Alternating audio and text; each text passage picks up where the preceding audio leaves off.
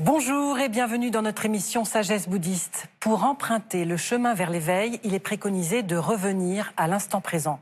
C'est le point de départ de la pratique pour toutes les traditions bouddhistes. Car vivre le présent est source de paix intérieure, hors des ruminements du passé et des projections vers le futur. Pourtant, l'instant présent n'est pas si simple à vivre. C'est ce que nous allons voir durant 2 dimanches avec notre invitée, la philosophe Sandy Hinzelin, très engagée dans la pratique bouddhiste et passionnée par la question du temps. Aujourd'hui, nous allons tenter de définir l'instant présent, qui contient d'ailleurs la notion d'espace. Et la semaine prochaine, nous verrons par quelles approches spirituelles, éthiques et corporelles il est possible d'habiter le présent.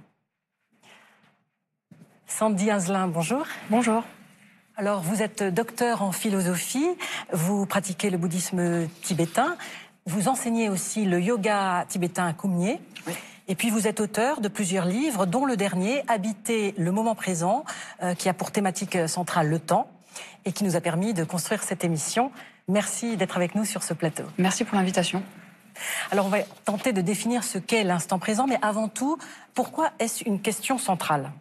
Alors c'est une question centrale puisque quand on est capable de revenir dans le présent, automatiquement, en fait, on va mieux. Enfin, il y a quelque chose qui est présent, justement, c'est le cas de le dire, et qui nous permet d'aborder la vie différemment. Donc, comme vous l'avez dit dans la présentation, c'est effectivement un point de départ central. On ne peut pas parler d'éveil ou de libération si on ne passe pas par là, en fait. Et on pourrait même dire qu'il y a 2 niveaux, peut-être, de compréhension par rapport à l'instant présent. Il y a déjà revenir dans un présent assez conventionnel, on va dire, de ne pas être perdu sans arrêt entre les dimensions du passé et du futur. Et après, le bouddhisme, en tout cas dans les traditions que j'étudie, associe l'instant présent à l'éveil. Donc on nous encourage même à aller encore plus loin. C'est pas seulement aller mieux, mais c'est se libérer de ce qu'on appelle le samsara. Alors vous dites aller mieux parce que finalement, si on n'est pas dans l'instant présent, si on rumine le passé, si on a trop d'attentes vers le futur, pour le futur, c'est que c'est une cause de souffrance? Oui, effectivement, il y a dans plusieurs disciplines, que ce soit en philosophie ou en psychologie, en sciences aussi, je crois qu'il y a des études qui ont été démontrées un peu là-dessus pour essayer de comprendre quelles sont les causes de l'insatisfaction. Et justement, l'errance mentale est considérée comme une cause d'insatisfaction. Alors après, cette errance mentale, elle cause de la satisfaction pour différentes raisons. Il y en a, ils sont peut-être bloqués dans le passé parce qu'il y a des colères qu'on n'arrive pas à digérer, en quelque sorte. D'autres qui sont plus pris par l'angoisse, donc la peur de l'avenir. Donc on a du mal à apprécier justement l'instant présent, ce qui se présente à nous maintenant. C'est un peu compliqué parce qu'on est sans arrêt en train de penser soit au pire, soit on a peur de ceci ou cela. Enfin, il y a différentes peurs qui nous empêchent d'être là. Et puis après, si on n'est pas dans ce type de configuration, ça peut être tout simplement l'errance mentale. L'errance mentale peut aussi être une cause d'insatisfaction parce que finalement, l'errance mentale veut dire quoi? C'est qu'on est sans arrêt dans les pensées. Et les pensées, finalement, c'est pas très nourrissant. Et il y a quelque chose de pas très certain non plus dans les pensées. C'est pas quelque chose de fiable. Donc, quand on dit on est trop dans le passé ou dans le futur, il peut y avoir ça, un excès de passé ou de futur, mais il y a surtout aussi un excès de pensée. Et la pensée en soi...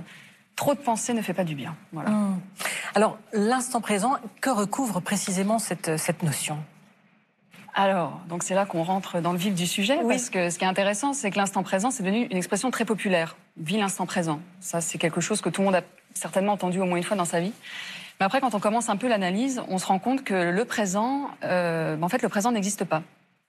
Puisque pour chercher à définir l'instant présent, il faudrait être capable de dire ce qu'est le présent. Or, on se rend compte, par l'analyse, qu'en fait, le présent passe tout le temps. Donc, le présent, il est déjà passé. On ne peut pas l'arrêter, en fait. Non. Et un autre paradoxe aussi, c'est qu'on a tendance à dire passé, présent, futur. Mais en fait, quand je pense au passé, le passé est présent, puisque je pense au passé. Et pareil pour le futur. Donc, on sent que que l'affaire commence un peu à se compliquer. Mais c'est là que la quête commence, justement. Donc, ça veut dire qu'on peut arriver à définir... Peut-on définir l'instant présent? Alors, Je pense qu'on peut arriver à en tracer les contours au moins. Enfin, déjà, une première étape qui me semble essentielle, c'est de voir ce paradoxe que même si on a l'impression que le temps ou le présent, c'est évident, en fait, ça l'est pas vraiment. Il y a une forme d'évidence peut-être par rapport au vécu, mais si on passe par l'analyse, eh bien, on se rend compte que le présent nous échappe, et donc le temps, parce que le présent, finalement, c'est du temps. Et l'axe que je propose dans l'ouvrage, justement, c'est de passer par un questionnement sur la nature du temps pour mieux cerner ce qu'on entend par instant présent. Parce qu'en fait, le présent, donc comme on vient de le dire, on a tendance à dire le présent, c'est coincé entre le passé et le futur. Mais on se rend compte que le présent passe tout le temps. Donc le présent n'existe pas. Donc si le présent n'existe pas, comment on peut vivre dans l'instant présent? D'accord? On a dit aussi que le passé, quelque part, était présent et le futur est présent. Si je pense au futur, c'est maintenant. S'il y a un souvenir qui revient, c'est maintenant aussi. Donc ce qui est intéressant avec cette analyse très rapide, c'est de voir que finalement, passé, présent, futur, c'est notre représentation du temps. Finalement, si on demande à quelqu'un c'est quoi le temps, il y a de grandes chances qu'on trace une ligne avec une flèche qui va vers la droite, passé, présent, futur. Mais en fait, l'analyse nous montre, là encore une fois, que cette représentation-là du temps n'est pas le temps.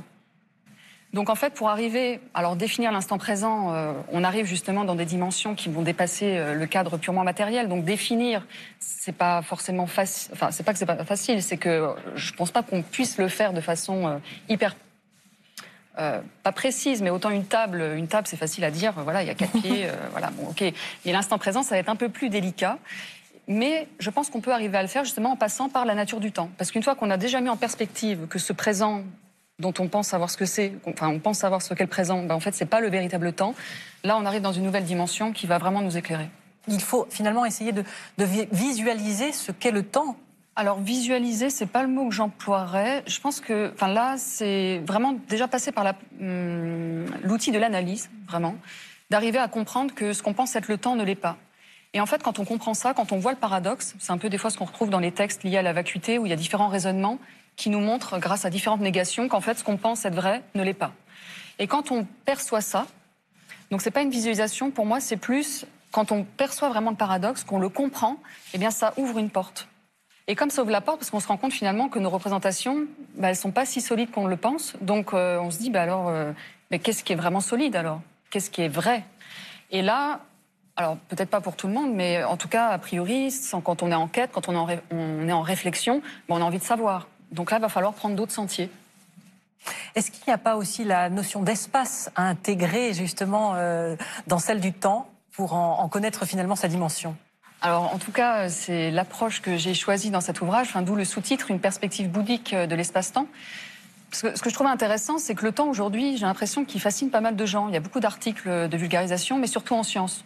Le couple espace-temps était rendu célèbre, notamment par Einstein, où il a bien montré que le temps était relatif. Parce que ça aussi, ça fait partie de nos représentations du temps. On a l'impression que le temps, il est externe à nous, en fait. C'est comme si on n'avait aucune prise sur lui. Donc, quelque part, on pense intuitivement ou instinctivement que le temps est absolu, on n'est pas concerné, en quelque sorte, on le subit. Et avec Einstein, il a montré que finalement le temps était relatif, qu'il est relatif à un certain espace. Donc je me suis posé la question suivante, parce que moi quand je lis Einstein, quand je lis des livres de vulgarisation, excusez-moi, je trouve ça fascinant, mais pour ce que j'arrive à comprendre. Mais en tout cas, pour ma propre expérience, par rapport à ma pratique, c'est vrai que ça m'apportait pas tant que ça. Donc je me disais, mais au niveau individuel, au niveau de la pratique, à quel espace est reliée cette représentation du temps qui n'est pas le véritable temps? Et effectivement, ce que j'essaie de montrer dans l'ouvrage, c'est que cette représentation du temps est bien reliée à un certain espace en nous, et c'est l'espace mental. Donc toute cette quête du temps, donc du coup cette quête de l'instant présent, parce que c'est lié, eh bien ça va être, pour arriver à l'aborder d'une façon différente, il va falloir ouvrir l'espace. Ne pas rester seulement dans l'espace mental. Alors justement, vous utilisez une image qui facilite, je dirais, la question, et qui est une image très, très intéressante, celle de la maison. L'espace mental comme une maison, donc à explorer. Oui, alors pour moi l'espace mental, c'est pas la maison, c'est plutôt le grenier. C'est-à-dire on a une grande maison, et on vit en haut tout le temps. On vit toujours dans le grenier. Donc l'idée, ça va vraiment, d'où l'idée du titre, habiter le moment présent, c'est que pour habiter le moment présent, il va falloir habiter d'autres espaces en nous-mêmes. Si on reste toujours dans le même espace, dans le grenier, ou on pourrait appeler ça aussi un espèce de placard à balai pas toujours très bien aménagé, eh bien oui, ça va être l'insatisfaction, ça va être le chaos, ça va être l'absence de sens, qu'est-ce que je fais là, qu'est-ce que je dois faire, pourquoi je vais pas bien, etc. Et en fait, l'idée d'habiter son corps, d'habiter sa maison, donc c'est là où on va trouver les ressources pour véritablement habiter le moment présent. Justement, est-ce que vous avez votre définition particulière, personnelle de l'instant présent? Déjà, dans un premier temps, pour moi, quand on parle d'être dans l'instant présent, c'est davantage de présence à soi, la présence à la respiration, la présence quand on mange, quand on écoute une musique, quand on regarde un arbre, quoi qu'on fasse. En fait, tout ça, déjà, ça va venir nourrir l'essence, nourrir notre être, on pourrait dire. Et rien que ça, c'est ça qui procure déjà un peu plus de satisfaction. Quand on disait pourquoi c'est si central, parce que quand on est toujours là-haut, c'est vraiment pas nourrissant en fait. C'est épuisant, c'est stressant. Et le fait déjà d'avoir un minimum de présence à soi, même si ça reste assez superficiel, et dans tout ce qu'on fait au quotidien, à chaque instant, eh bien déjà, c'est une forme de vivre dans l'instant présent et c'est déjà très apaisant. Ça, pour moi, c'est un premier niveau de compréhension. Et après, si on va plus loin, je comprends la chose comme ça aussi par rapport à habiter le moment présent, c'est d'arriver à être en résonance ou en contact. Alors, dans le bouddhisme, il parle de la nature de l'esprit. Je crois qu'on pourrait dire aussi d'être en contact avec un principe créateur et organisateur. C'est-à-dire, c'est un principe, donc par définition, en philosophie, un principe, c'est permanent, c'est toujours présent. Et c'est d'arriver à retrouver ce principe-là qui est éternellement présent. Et c'est ça qui va permettre vraiment, pour moi, d'habiter le moment présent. Et alors là, c'est tout un chemin. Ouais. Pourquoi est-ce qu'on considère que c'est le bien le plus précieux, finalement, le présent, l'instant présent? Alors, pour moi, déjà, si on reprend ces deux niveaux de compréhension que je viens d'énoncer, le premier, déjà, rien que le fait de revenir sur la respiration, si on ne l'a pas encore essayé, je ne peux qu'encourager de le faire, on voit bien qu'en quelques minutes, on se rend compte qu'il y a déjà une forme d'apaisement qui est là. Donc, c'est quand même ce qu'on recherche, c'est d'être en paix intérieure, d'avoir une belle vie, d'avoir de bonnes conditions en tout cas. Et rien que ça, de trouver cette paix-là à domicile, j'allais dire, à disposition tout le temps, c'est quand même un vrai cadeau. Parce que ça veut dire qu'on ne dépend de rien d'autre. Rien que la respiration suffit pour ça.